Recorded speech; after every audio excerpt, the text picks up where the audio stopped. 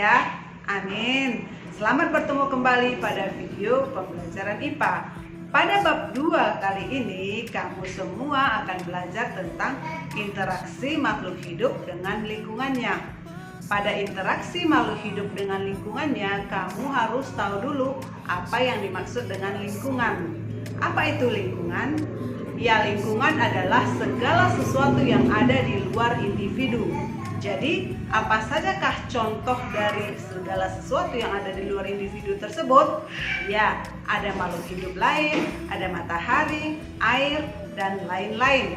Untuk lebih jelasnya, mari sama-sama kita simak informasi berikut ini.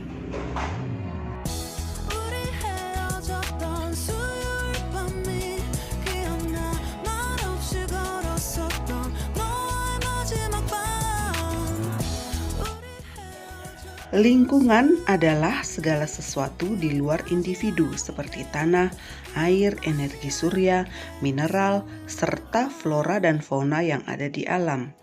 Di dalam lingkungan, setiap makhluk hidup bergantung pada makhluk hidup lain dan saling memengaruhi satu sama lain. Lingkungan terdiri atas dua komponen utama, yaitu komponen biotik dan abiotik. Komponen biotik terdiri atas makhluk hidup seperti manusia, hewan, dan tumbuhan, serta jasad renik. Sedangkan komponen abiotik terdiri atas benda-benda tak hidup atau benda mati, diantaranya air, tanah, udara, dan cahaya. Hubungan antara makhluk hidup dengan lingkungannya, baik lingkungan biotik dan abiotik, membentuk suatu hubungan timbal balik yang rumit dan kompleks. Makhluk hidup dengan lingkungannya yang saling berhubungan di alam biasa disebut dengan ekosistem. Setiap makhluk hidup memerlukan lingkungan tertentu sebagai tempat hidupnya. Tempat hidup dinamakan habitat. Dalam suatu habitat terdapat berbagai jenis makhluk hidup dan makhluk tak hidup. Pada habitat akan terjadi interaksi antara makhluk hidup dan tak hidup.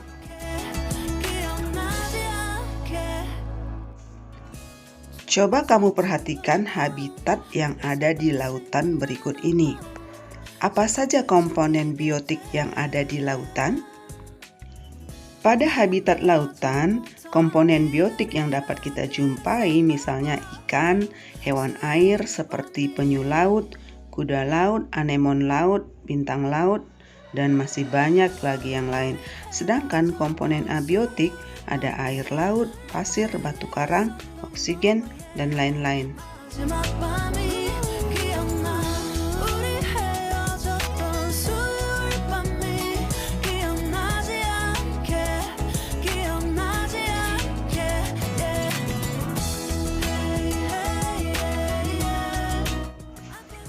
Komponen biotik adalah komponen dalam ekosistem yang mengacu pada makhluk hidup atau organisme.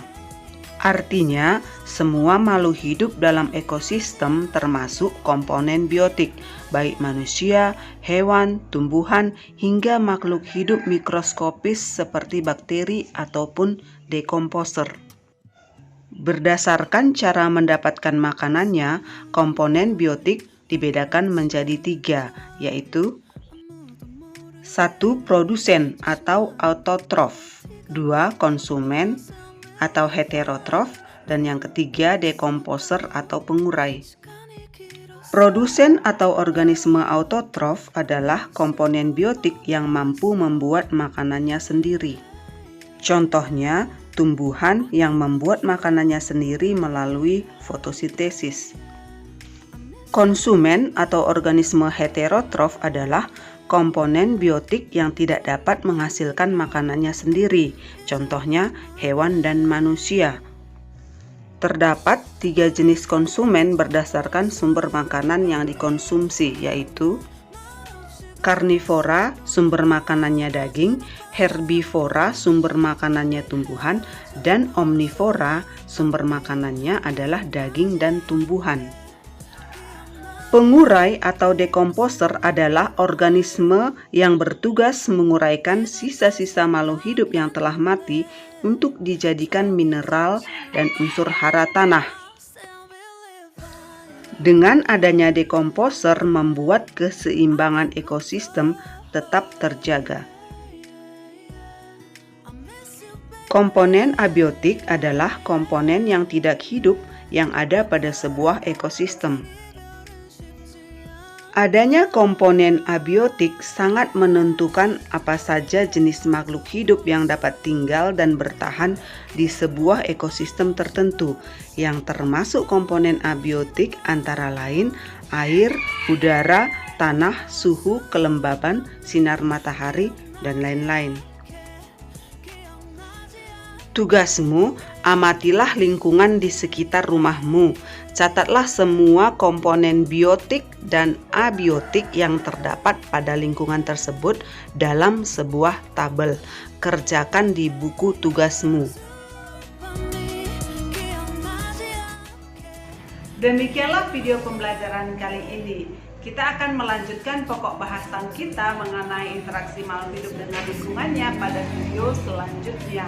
Sampai jumpa, tetap semangat, jaga kesehatan.